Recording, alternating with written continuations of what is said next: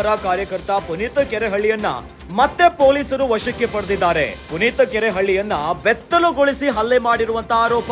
ACP Chandan ವಿರುದ್ಧ ಪುನೀತ್ ಕೆರೆಹಳ್ಳಿ ಆರೋಪವನ್ನ ಮಾಡಿದ್ದಾರೆ. ಬಸವೇಶ್ವರ ನಗರ ಠಾಣೆ ಬಳಿ ಪ್ರತಿಭಟನೆಗೆ ಬಂದ ಪುನೀತ್ ಕೆರೆಹಳ್ಳಿ ಇನ್ನು ಠಾಣೆ ಬಳಿ ಪ್ರತಿಭಟನೆ ಮಾಡಿ ಪೊಲೀಸರ ವಿರುದ್ಧ ಆಕ್ರೋಶವನ್ನ ಹೊರಗಾಕಿದ್ದಾರೆ. ಇದೀಗ ಮತ್ತೆ ಪುನೀತ್ ಕೆರೆಹಳ್ಳಿಯನ್ನ ಪೊಲೀಸರು ವಶಕ್ಕೆ ಪಡೆದಿದ್ದಾರೆ. ಗಲಾಟೆ ಆಗದಂತೆ ಮುನ್ನೆಚ್ಚರಿಕಾ ಕ್ರಮವನ್ನ ಕೈಗೊಂಡಿದ್ದಾರೆ ಪೊಲೀಸರು. ನಾಯಿ ಮಾಂಸ ವಿಚಾರಕ್ಕೆ ಅರೆಸ್ಟ್ ಆಗಿ ರಿಲೀಸ್ ಆಗಿದ್ದ ಪುನೀತ್ ಕೆರೆಹಳ್ಳಿ ಈಗ ಮತ್ತೆ ಪೊಲೀಸರ ಅತಿಥಿಯಾಗಿದ್ದಾರೆ. ಬಸವೇಶ್ವರ ನಗರ ಪೊಲೀಸರಿಂದ ಮತ್ತೆ ಪುನೀತ್ ಕೆರೆಹಳ್ಳಿಯನ್ನ ವಶಕ್ಕೆ ಪಡೆಯಲಾಗಿದೆ. ಪೊಲೀಸರ ಕರ್ತವ್ಯಕ್ಕೆ ಅಡ್ಡಿ ಆಗಿದ್ದಾರೆ ಎನ್ನುವಂತ ಕಾರಣಕ್ಕೆ ಪುನೀತ್ ಕೆರೆಹಳ್ಳಿಯನ್ನ ಪೊಲೀಸರು ವಶಕ್ಕೆ ಪಡೆದಿದ್ರು.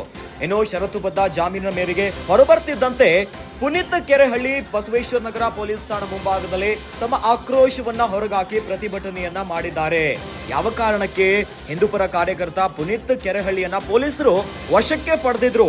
ನಾಯಿ ಮಾಂಸದ ವಿಚಾರಕ್ಕೆ ಸಂಬಂಧಪಟ್ಟಂತೆ ರಾಜಸ್ಥಾನದಿಂದ ನಾಯಿ ಮಾಂಸ ಬರ್ತಾ ಇದೆ ಅಂತ ಹೇಳಿ ಮೆಜೆಸ್ಟಿಕ್ ನ ರೈಲ್ವೆ ನಿಲ್ದಾಣದಲ್ಲಿ ಅವತ್ತು ಒಂದು ರೀತಿಯಾಗಿ ಗಲಾಟೆಯ ಚಕಮಕಿ ಆಯ್ತು. ದೊಡ್ಡ ಮಟ್ಟದ ಮಾತಿನ ವಾಗ್ದಾಳಿಗಳಾಯ್ತು. ಇದೇ ಹೊತ್ತಿನಲ್ಲಿ ಪೊಲೀಸರು ಸರ್ಕಾರದ ಕರ್ತವ್ಯಕ್ಕೆ ಅಡ್ಡಿಪಡಿಸಿದ್ದಾರೆ ಅಂತ ವಶಕ್ಕೆ ಪಡೆದಿದ್ರು. ಇನ್ನು ಈಗ ಬಹಳ ಪ್ರಮುಖವಾಗಿ ಆರೋಪ ಮಾಡ್ತಿರೋದು ಎಸಿಪಿ ಚಂದನ್ ವಿರುದ್ಧ ಆರೋಪವನ್ನ ಮಾಡಿದ್ದಾರೆ ಪುನೀತ್ ಕೆರೆಹಳ್ಳಿ. ಪುನೀತ್ ಕೆರೆಹಳ್ಳಿಯನ್ನ ಪೊಲೀಸ್ ಠಾಣೆಯಲ್ಲಿ ಬೆತ್ತಲುಗೊಳಿಸಿ ಹಲ್ಲೆ ಮಾಡಿರುವ ಆರೋಪವನ್ನು ಮಾಡಿ ಎಸಿಪಿ ಚಂದನ್ ವಿರುದ್ಧ ಪುನೀತ್ ಕೆರೆಹಳ್ಳಿ ಈಗ ಆರೋಪ ಮಾಡಿದ್ದಾರೆ.